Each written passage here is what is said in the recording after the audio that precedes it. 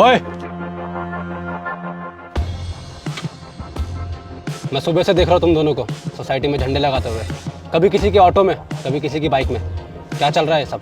हाँ तो क्या हुआ बे, हमारा तिरंगा है, हमारा देश है, ऊपर से 15 अगस्त आ रहा है तो हम लगाएंगे, इसमें दिक्कत क्या है? नहीं लगा सकते तुम। हाँ हाँ, तू तो बोले गए क्योंकि तुम मुसलमान है। सालो, तुम यहाँ रहते हो और खाते भी यहीं के ही हो और फिर सब कर रहे हो। तुमने एक नंबर के ऐसा फरामोश हो। वो तो शुक्र मनाओ तुम्हें इस सोसाइटी में रहने दे रहे हैं, वरना तुम इस देश में रहने के काबिल नहीं हो। किसने कहा हम इस देश में रहने के काबिल नहीं है? जितना भारत तुम्हारा है उतना हमारा भी है।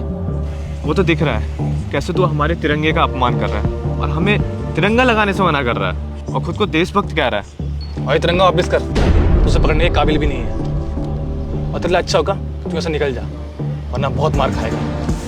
अरे सचिन, क्या बहस हो रही है?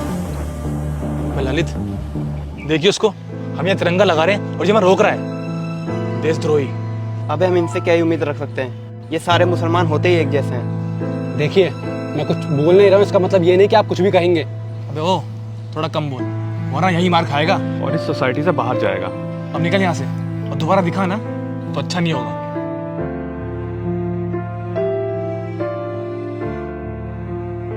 ये सारे मुसलमान ना एक जैसे, पूरा माहौल खराब कर रखा है इन लोगों ने।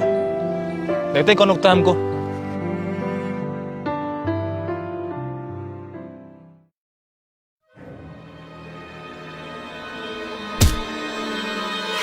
अभी तो कल वाला है, अब ये गया।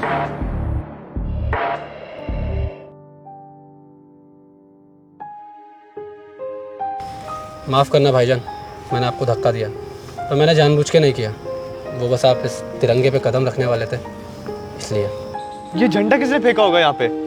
आपको याद है भाईजान, कल आप लोग तिरंगा लगा रहे थे ऑटो पे और मैंने आपको रोका था।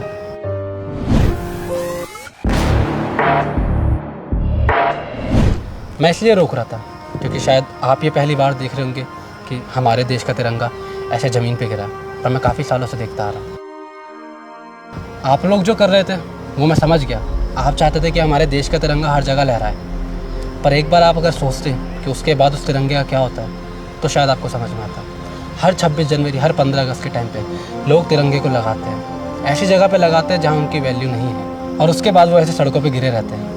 और इसलिए मैं आपको कल तिरंगा लगाने से रोक रहा था ऑटो पे, क्योंकि बेशक वो कल तिरंगा ऑटो पे लहराता, पर अगले दिन वैसे सड़क पे पड़ा रहता, मुझे पता था। माफ़ करना भाई यार, हमको तो था ही नहीं मालूम कि ऐसा भी होता होगा। हमें लगा कि तुम हमारे तिरंगे का अपमान कर रहे हो, तो हमने इतना कुछ तुम्हें बोल दिया। हमसे बहुत बड़ी गलती हो गई समझने में तुमको। अब हमको माफ़ कर दीजिए भाई। नहीं भाईजान, इसमें आपकी भी गलती नहीं है, क्योंकि हमारे देश के जो मुस्लिम और हिंदू के रिश्ते हैं वो कुछ इसी तरीके से हैं। बेशक हम धर्म से हिंदू नहीं हैं, पर दिल से हिंदुस्तानी हैं। जितना प्यार आप तिरंगे को करते हैं उतना ही हम भी करते हैं। ठीक है भाईजान, मैं चलता हूँ। ठीक है। एक सेकंड, आपने कल मुझसे एक चीज़ कही थी जो मुझे चुभी थी। आपने कहा था कि मैं इस देश में रहने के काबिल नहीं हूँ और ना इस झंडे को पकड़ने के। मैं बस आपको एक बार दिखाना चाहूँगा कि मैं कितना काबिल हूँ। प्लीज़ एक बार मेरे साथ चलिए। भाईजान, ये मेरा घर है और वो देख रहे हैं आप, वो है हमारे देश का तिरंगा, जो कि ऐसी जगह पे होना चाहिए जहाँ पे हम सर उठा के देखें, ना कि सड़कों पर जहाँ हमें सर झुकाने की जरूरत पड़े। क्योंकि आपने कहावत तो सुनी होगी, झंडा ऊंचा रहे हमारा।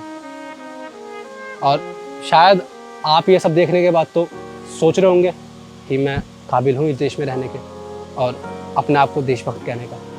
आप सही हो भाईजान, हम समझ गए कि जो हमारा तिरंगा है उसकी असली जगह ऊपर है, जिसे हम सर उठा के देख सकें।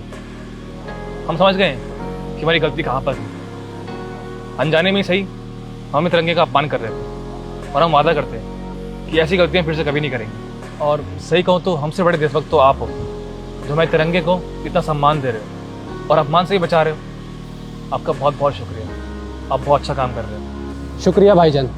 बस जैसे आपकी गलतफहमी दूर हुई है, ऐसे मुझे पूरे देश की गलतफहमी दूर करनी है, तभी तो हमारा देश आगे बढ़ पाएगा।